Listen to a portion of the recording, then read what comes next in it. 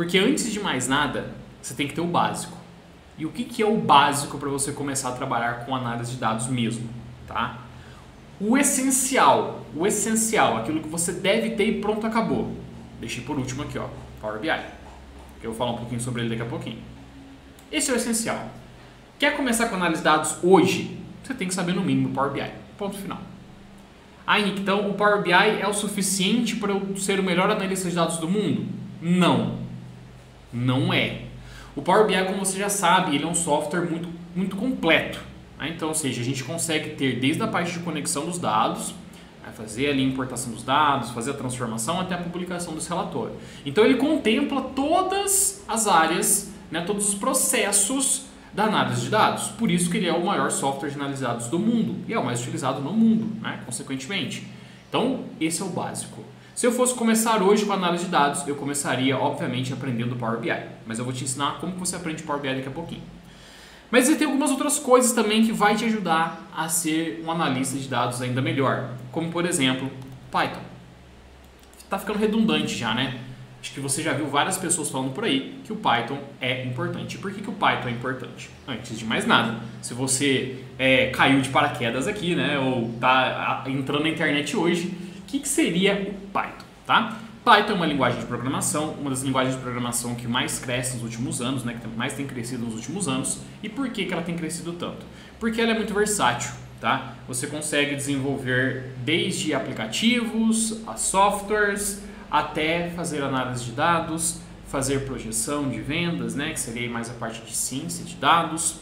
Então, o Python ele é uma linguagem muito boa para você começar, não só por conta de todas essas funcionalidades que ele tem, assim como ela é fácil de aprender. A gente tem algumas linguagens de programação, como por exemplo Assembly, né? Deixa eu dar uma olhada aqui, deixa eu achar aqui rapidinho, digitar aqui, Assembly. Deixa eu ver se eu acho algumas imagens aqui, ó, a linguagem Assembly, tá? Então olha só, pessoal, isso daqui, ó, é um exemplo, né, imagino eu, da linguagem Assembly. Não está muito boa, né, para a gente dar uma visualizada. Deixa eu ver se aumentando aqui. Ah, aqui fica melhor. Ó. Então, olha só, isso daqui é uma linguagem Assembly, acredito eu. Tá? É que eu não conheço de Assembly também, tá? Mas imagino que isso aqui seja a linguagem Assembly. Então, olha só de você bater o olho, você vai ver que é um pouquinho complexo. Agora, vamos ver o Python.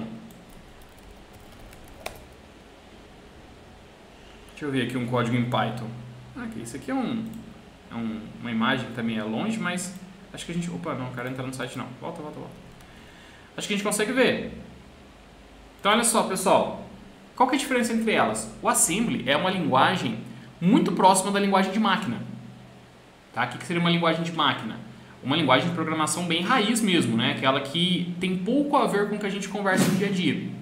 Já o Python, ele tende a ser mais próximo da linguagem humana, da linguagem natural. Ou seja, olha só, se, né, response status code, imagino que isso aqui deva ser uma variável, né, for diferente, acho que essa questão é diferente, se não estou enganado, de 200, então, print, né, imprima, status, tal. Se não, imprima isso, né, e a gente tem aqui outras variáveis, enfim, é muito mais fácil de você ler isso daí, tá, de você ler uma linguagem Python.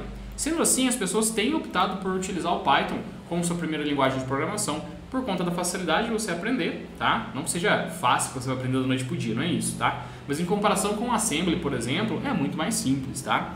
E eu recomendo muito que você faça pelo menos um curso básico de Python. E olha só, tem novidade. No ano que vem a gente vai ter o curso de Python aqui na Ação Treinamento, sim, tá? Completão aí. Então, fica de olho, tá? Que logo mais, logo menos a gente vai ter esse curso para mandar para vocês, beleza? Para que vocês façam parte também. Então, o Python é muito interessante porque você consegue também fazer tratamento de dados, você consegue também fazer análise de dados lá dentro, né? O Python tem algumas bibliotecas que você consegue utilizar para fazer análise, né? Criar gráficos, então o Python também é muito interessante quanto a isso, beleza? Outra linguagem de programação muito interessante, pessoal, que a gente tem aqui dentro é o SQL, tá?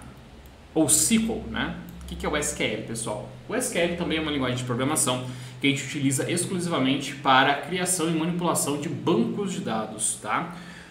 Normalmente, quando a gente está trabalhando com análise de dados, é raro os bancos de dados pequenos que a gente trabalha, tá? Normalmente cabem dentro de uma planilha de Excel. Para isso é necessário a gente criar um banco de dados em SQL, por exemplo. Tá? E esses bancos de dados em SQL, eles possuem, né, eles suportam, na verdade, um volume muito maior de dados, porque eles foram feitos para isso, né, uma linguagem de programação que foi criada para manipulação desses bancos de dados.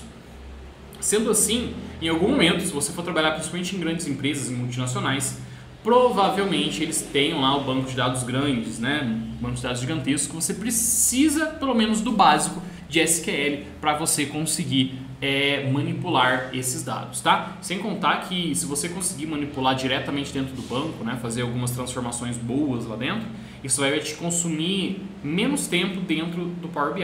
Você vai conseguir simplesmente trabalhar de uma forma mais rápida e eficiente lá dentro, se você já fez, né, essa transformação dos dados lá dentro do próprio banco, beleza? Vantagens do SQL, tá? Também é uma linguagem de programação muito simples. É uma linguagem de programação que a gente consegue aprender também num curto espaço de tempo. Não significa que é fácil, que você vai fazer um cursinho de final de semana e vai conseguir aprender SQL. Não, não é isso. Mas ela, em comparação com outras linguagens de programação, ela também é mais simples de aprender. Então você precisa também saber o básico de SQL, no mínimo, tá? E aí, conforme for passando o tempo, você vai estudando mais também, beleza? E aí o famoso, né? Eu acho que isso daqui é até chato de falar também, né? Mas inglês tem que saber, pessoal. Não adianta, tá? Henrique, mas eu preciso conseguir recitar uma poesia de Shakespeare em inglês? Não, não é isso, tá? Você precisa pelo menos conhecer os jargões da nossa área. Conhecer as terminologias em inglês. Conhecer algumas orientações em inglês. Por quê? Linguagem de programação é tudo em inglês. O Power BI você consegue traduzir ele para português? Só os botões, porque as funções DAX que a gente tem lá dentro são em inglês também, nem vai ter tradução, porque também é uma linguagem de programação. A linguagem M que a gente tem lá dentro, mesma coisa. Então, pessoal, não adianta. A Henrique detesta aprender inglês, cara, detesto estudar línguas, esse negócio não é para mim. Então, talvez análise de dados também não seja para você, tá? Talvez análise de dados, então, talvez não seja para você.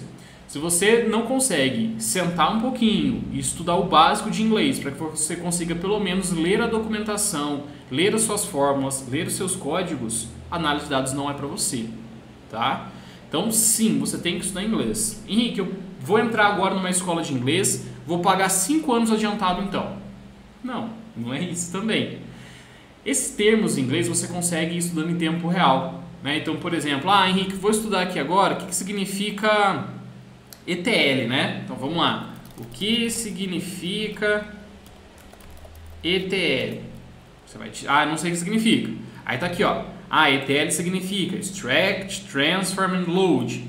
Putz, o que é Extract? Não sei o que significa Extract. Então você vem aqui, dá um tradutor e vem aqui, Extract. Extract é extrair. Vai pegar o caderninho e vai anotar ali, extrair. O que é extrair? É o momento em que a gente pega o banco de dados que está em máquina local ou numa nuvem que seja e faz a extração dos dados para dentro do Power BI. Legal, agora entendi. Você não precisa entrar a fundo nesses termos, você não precisa fazer aulas de conversação, por mais que eu recomendo muito que você faça, porque inglês vai te ajudar em qualquer área da sua vida, mas para você começar a trabalhar com análise de dados, você simplesmente precisa traduzindo aos poucos esses termos que você for entendendo, né, que você for lendo, não entendendo, traduz e entende, tá? Tudo isso no seu tempo. E quando você puder investir num treinamento de inglês, faça isso que eu recomendo demais, ok? E por fim, né, pessoal, o queridíssimo aí, nosso saudoso Power BI, tá? O que é isso? O que é isso?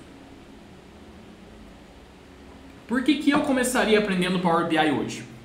Pelo motivo que eu já disse, que hoje o Power BI contempla todas as áreas do processo de análise de dados, desde a parte de extração dos dados até a parte de publicação desse relatório.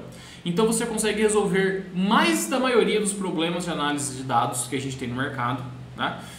Mais da maioria, acho que não existe, né? Você consegue resolver a maioria dos problemas de análise de dados que a gente tem no mercado hoje simplesmente utilizando o Power BI, tá? Em que momentos a gente não vai conseguir, Henrique? Quando os dados forem muito complexos, a gente precisa trabalhar com eles direto no banco. Enfim, quando você precisar fazer algum tipo de projeção que o Power BI não faça, aí você vai precisar do Python. Enfim, ele é a melhor ferramenta que existe, mas ela não é perfeita. Por isso que existem várias outras que complementam o Power BI. assim como essas que eu acabei de mencionar acima para você. Sendo assim, eu começaria logicamente estudando Power BI, tá? E como que eu começo a estudar Power BI? Essa é a parte mais simples de todas, porque hoje você tem internet nas suas mãos. Se você está vendo esse vídeo aqui comigo, é porque você está com conexão à internet. E hoje na internet a gente tem um volume de informações muito grande, né? Mais além do que deveria até, né? Porque como a gente tem muitas informações aqui dentro, a gente acaba se perdendo. Então o que você vai fazer? Você vai sempre listar qual que é o processo de BI. Então vamos listar? Vamos junto aqui, ó. Qual que é o processo de BI? Você começa com ETL, depois você vai para modelagem,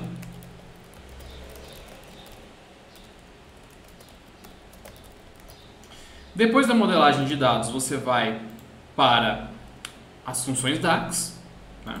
Que faz parte de modelagem também, né? Depois você vai para visualização.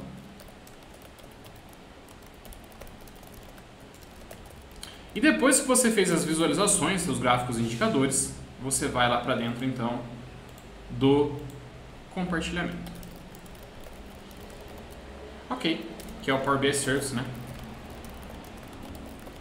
Legal, show de bola. Deixa eu tirar aqui um pouquinho o zoom. Tá aqui, legal, beleza?